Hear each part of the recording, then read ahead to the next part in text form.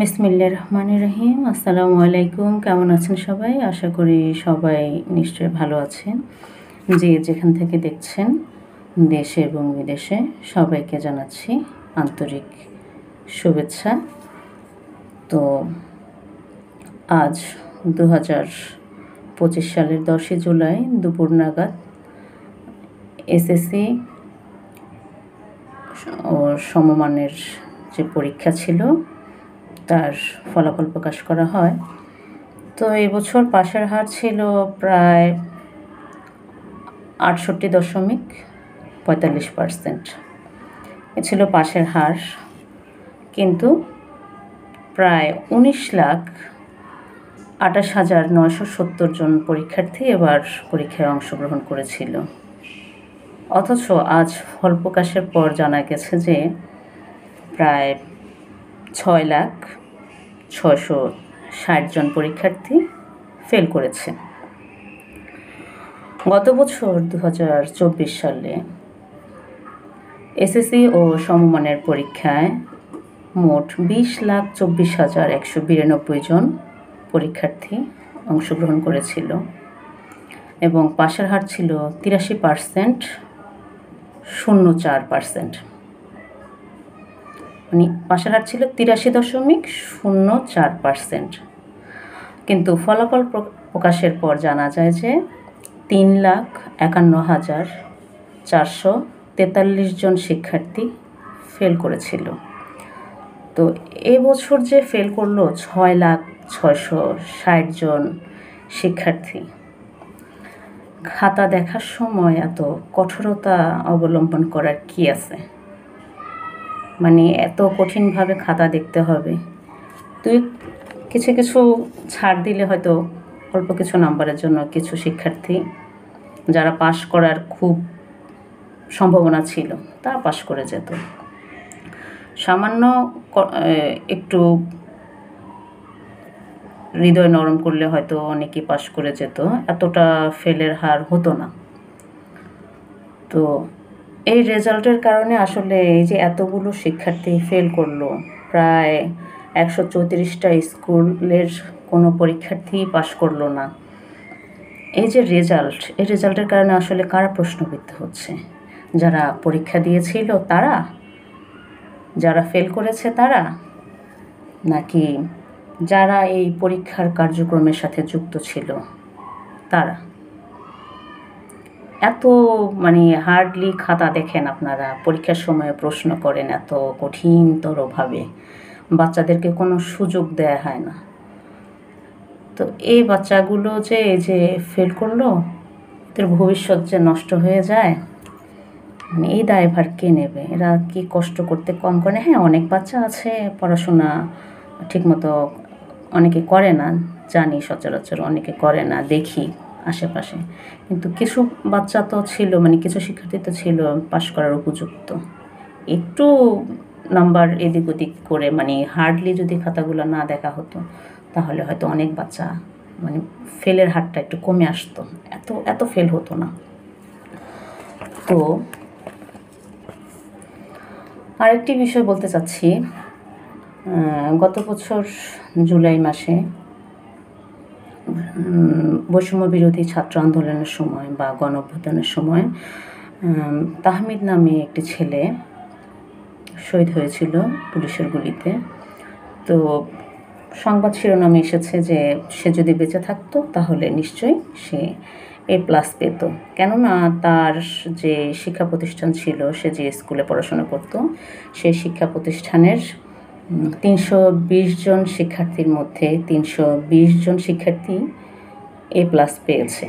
তো সবার ধারণা সে যদি বেঁচে থাকতো আজকে তাহলে সে A+ পেত নিশ্চয়ই, এটা সবাই ধারণা করছে। কিন্তু সে তো আরও উচ্চ মর্যাদায় চলে গেছে, যেহেতু সে দেশের জন্য প্রাণ দিয়েছে। আল্লাহ নিশ্চয়ই তাকে শহীদি মর্যাদায় জান্নাতবাসী করবেন, দোয়া রইল। আরেকটি দুঃখজনক কথা বলতে চাচ্ছি, সেটা হচ্ছে আজকে রেজাল্টের পর অনেকে A+ পেয়েছে, কেউ A গ্রেডে পাশ করেছে, কেউ A- পেয়েছে, কেউ B পাইছে, বা কেউ D বা C দিয়ে কোনো রকমে পাশ করে গেছে। আর যারা ফেল করছে তারা হয়তো 1 সাবজেক্ট 2 সাবজেক্ট বা তার চেয়ে বেশি হতে পারে, যার যার যোগ্যতা অনুযায়ী করছে বা পরীক্ষার খাতা একটু কঠোরতরভাবে দেখার জন্য এটা এমনটা হতে পারে, অনেকে ফেল করছে। তো রেজাল্ট প্রকাশের পর আজকে যে দুঃখজনক ঘটনাটা অনলাইনের মাধ্যমে জানতে পারছি সেটা হচ্ছে বগুড়ার শেরপুর উপজেলায় এসএসসি পরীক্ষায় গণিতে A+ পাওয়ার কারণে সুমাইয়া আক্তার নামে 17 বছরের এক ছাত্রী গলায় ফাঁস দিয়ে আত্মহত্যা করেছে। মেয়েটা প্রত্যেকটা সাবজেক্টে A+ পেয়েছে, শুধুমাত্র সে গণিতে A+ না পাওয়ার কারণে মানসিকভাবে ভেঙে পড়ে। তো মানসিকভাবে ভেঙে পড়ার কারণে সে কান্নাকাটি করে তার মাকে জানায় যে মা, আমি গণিতে তো A+ পেলাম না। তো তার মা নিশ্চয়ই তাকে সান্ত্বনা দিয়েছেন বা দিয়েছেন কিনা অত দূর আমি জানতে পারিনি, শিরোনামটা দেখেছি আর ভেতরে যতটুকুন লেখা ছিল ওটাই জেনেছি যে সে পরবর্তীতে কান্নাকাটি করে তার ঘরে চলে যায়। বিস্তারিত এখনও আসেনি, পরবর্তীতে হয়তো জানা যাবে, কারণ এই সমস্ত ঘটনা পরবর্তীতে জানা যায় যে কী কারণে সে আত্মহত্যা করেছিল। তো সে যেহেতু A+টা প্রত্যেকটা সাবজেক্টে A+ পেয়েছে, শুধুমাত্র গণিতে A+ না পাওয়ার কারণে তার পরীক্ষার রেজাল্টে অবশ্যই A+ আসে নাই। তো A+ না পাওয়াটা যে আমাদের সমাজে কত বড় অভিশাপ, এটা যে কত বড়, মানে A+ না পেলে যে মানুষ যে কতটা হেয় হতে পারে, মানুষ যে কতটা অপমানিত হতে পারে, সমাজের কথা শুনতে হয়। মানে পাশ করার পর একটা বাচ্চা কঠোর পরিশ্রম করার পর 10টা বছর পরিশ্রম করে, সে ছোটোবেলা থেকে, কেউ ঢাকায় যারা থাকে তারা হচ্ছে প্লেতে পড়ে, হাতে খড়িতে পড়ে, প্লেতে পড়ে, নার্সারিতে পড়ে, তারপরে KG 1-এ পড়ে, 2 এভাবে করে আস্তে আস্তে আস্তে সমাপনী দেয়। এরপরে তো সমাপনীর আগে 8ম শ্রেণীতে একটা পরীক্ষা ছিল, সেটা পরবর্তীতে বাতিল করে দেওয়া হয় করোনাকালীন সময়ের মধ্যে যত সম্ভব, ওটা বাতিল হয়ে যায়। এই যে 2টা বোর্ড পরীক্ষা তারা অংশগ্রহণ করতো আগে, এগুলোর একটা চাপ থাকে, প্রেশার থাকে। এই বাচ্চাটা পরবর্তীতে ফাইনালে 10ম শ্রেণীর পর সে যখন এসএসসিতে অংশগ্রহণ করে, এটা কিন্তু একেবারে যে মানে খুব সহজতর বিষয় তা তো নয়। তার তো একটা নিজের ভবিষ্যৎ স্বপ্ন থাকে, পরিবারের একটা আশা থাকে, চাওয়া পাওয়া থাকে যে আমার বাচ্চাটা ভালোভাবে পড়াশোনা করছে, কষ্ট করছে, রেজাল্ট পরীক্ষাও দিচ্ছে কষ্ট করে, রেজাল্ট অবশ্যই ভালো হবে। কিন্তু A+ আমাদের মাথার মধ্যে, আমাদের অনেক অভিভাবকদের মাথার মধ্যে শিক্ষা প্রতিষ্ঠানগুলো এমনভাবে ঢুকিয়ে দিচ্ছে যে A+ না পেলে হায় রে আপনার বাচ্চা তো A+ পাইলো না, মানে কেমন একটা বিষয় না, যে এই যে পাড়া প্রতিবেশী আত্মীয় স্বজন বা অনেক ক্ষেত্রে পিতামাতাও এমন হয়ে থাকে, তুই A+ পাইলি না, সমাজে মুখ দেখাবো কেমন করে, এই ধরনের কিছু পিতামাতাও আছে। তো এই মেয়েটা A+ না পাওয়ার কারণে দুপুর নাগাদ ফলাফল, সুমাইয়া আক্তার নামে যে মেয়েটি 17 বছরের, সে তার ঘরে চলে যায়। চলে যাওয়ার পরে সে নিজ ঘরেই ফাঁস লাগিয়ে আত্মহত্যা করে। দুপুর 3:30 নাগাদ ঘটনাটি, মানে তার বাবা মা যখন তাকে বা পরিবারের লোকজন যখন তাকে খাবারের জন্য, দুপুরের খাবারের জন্য ডাকতে যায়, তখন ভিতর থেকে দরজা লাগানো ছিল।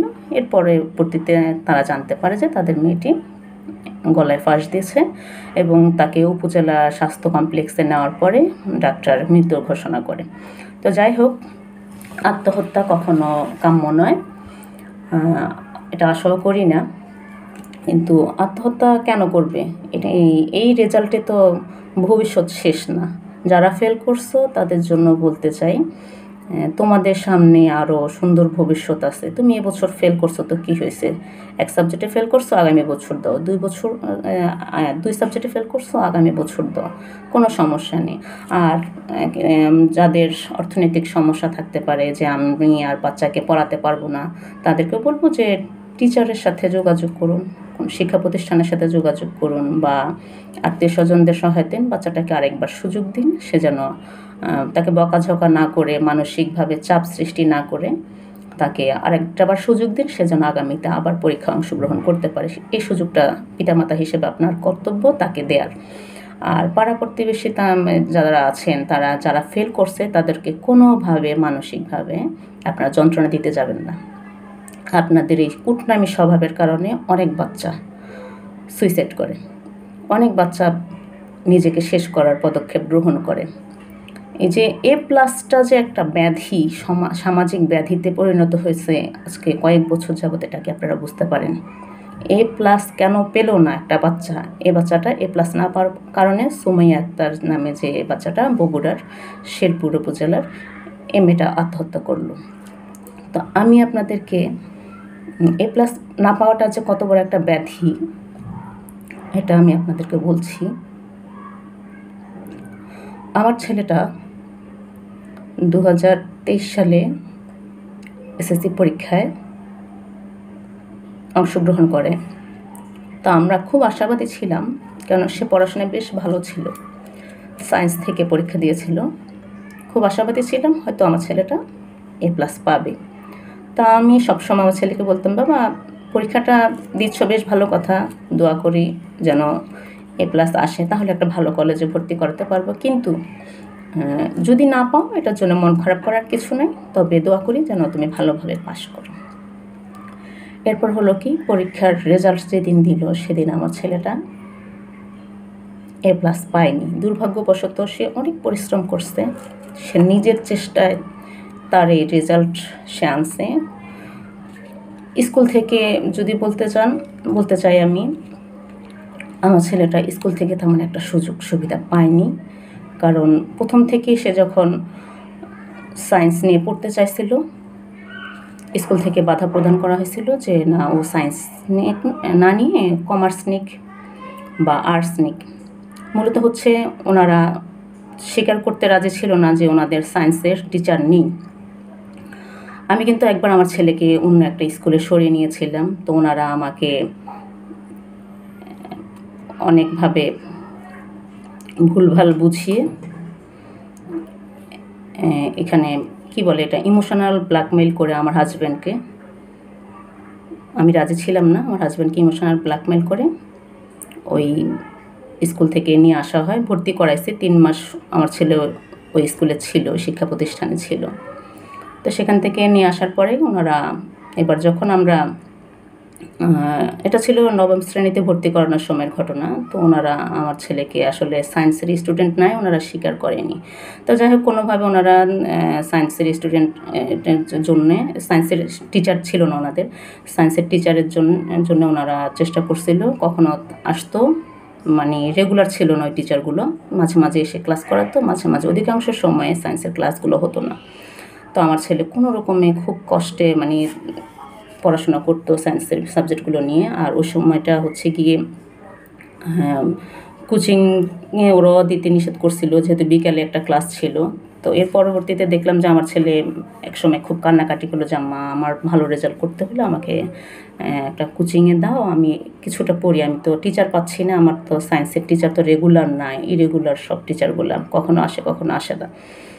তো পরবর্তীতে একটা কোচিং সেন্টারে ভর্তি করাই দিলাম, তাও কয়েক মাস, পরীক্ষার কয়েক মাস আগে।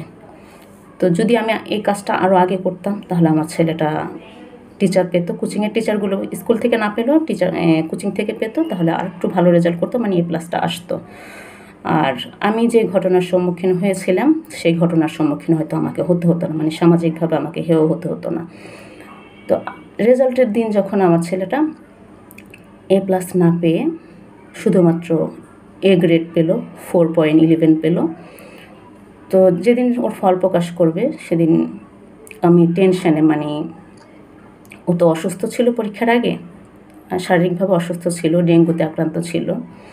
তো আমরা টেনশানে ছিলাম যে রেজাল্ট কেমন আসে। A+টা বড় বিষয় না, কিন্তু আমার ছেলেটা ভালোভাবে পাশ করতে পারবে কি না, এটা নিয়ে খুব টেনশন। পরীক্ষা চলাকালীন সময় সে অসুস্থ ছিল, খুব চিন্তায় ছিলাম। তো আমি সকাল থেকে খুব চিন্তিত ছিলাম। তো ওরা বাপ ছেলে মিলে, আমার হাজব্যান্ড এবং আমার ছেলে মিলে, ওরা যখন রেজাল্ট দেখে এসে আমাকে জানালো। তো আমার ছেলেটা যে ওই সময় অসুস্থ অবস্থায় পরীক্ষা দেওয়ার পর যে পাশ করছে, এটা নিয়ে আমি সন্তুষ্ট ছিলাম। কিন্তু আমার একটা মানে ভয় কাজ করতেছিল যে আমার তো কিছু আত্মীয় স্বজন আছে, এরা হয়তো অনেক কথা শোনাবে আমাকে যে এত কষ্ট করে পড়াশোনা করাইছো ছেলেটাকে, ছেলেটা তো A+ পেল না। তো বলছে, দু একজন বলছে। তো যাই হোক, কিন্তু আমি কখনো কল্পনা করিনি যে আমার আশেপাশে যারা থাকে, আমার প্রতিবেশী, তারাও আমাকে মানে আমার আগে পিছে কথা বলবে আমার ছেলেটা A+ পায় নাই। তো যাই হোক, সেদিন বিকেল নাগাদ আমার মা আসলেন বাসায়। তো মা বাসায় আসার পর আমি আমার প্রতিবেশীদেরকে আমার সামর্থ্য অনুযায়ী, পরীক্ষার ফল যেহেতু প্রকাশ পেয়েছে, আমরা ছোটোবেলা থেকে দেখে আসছি যে যারা পাশ করছে শুধুমাত্র তারাই প্রতিবেশীদের কাছে বা আত্মীয় স্বজনদের কাছে সুসংবাদ দেওয়ার জন্য মিষ্টি নিয়ে যায়। তো সেই অর্থে যেহেতু আমার ছেলে A গ্রেডে পাশ করেছিল 4.11 পেয়ে, তো আমি সুসংবাদ জানানোর জন্য আমার প্রতিবেশীদের বাসায় যাই মিষ্টি নিয়ে। তো মিষ্টি নিয়ে যাওয়ার পরে আমার দুজন প্রতিবেশী আমাকে প্রশ্ন করে বসেন যে কি A+ পেয়েছে? তা আমি বললাম যে না, কেন A+ পেলেই কি মিষ্টি বিতরণ করতে হয়? যারা A+ পায় নাই, শুধু পাশ করছে, তারা কি মিষ্টি বিতরণ করতে পারবে না? পরে তারা মানে কেমন যেন একটা হাব ভাব মনে হলো তাদের কাছে। তো আমি মিষ্টি দিয়ে চলে আসলাম। চলে আসার সময় মানে তারা আমার পিছনে কিছু বলছিল, তা আমি তাকে একটু শুনলাম। ওরা এমনটাই বলছিল যে A+ পায় নাই, মিষ্টি দিতে চলে আসছে। এই হচ্ছে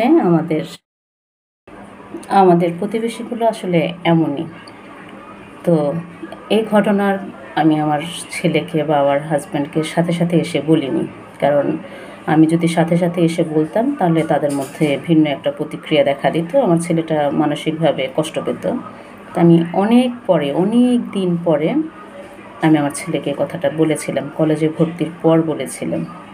ততদিনে সে তার গ্রুপ চেঞ্জ করে ফেলছে। মানে এসএসসির সময় যে সে মানসিক একটা প্যারার মধ্যে ছিল সায়েন্সের সাবজেক্টটা নিয়ে, ওটা জন্যে সে পরবর্তীতে গ্রুপ চেঞ্জ করে আর্টসে চলে যায়। এবার সে পরীক্ষার্থী, HSC দিচ্ছে।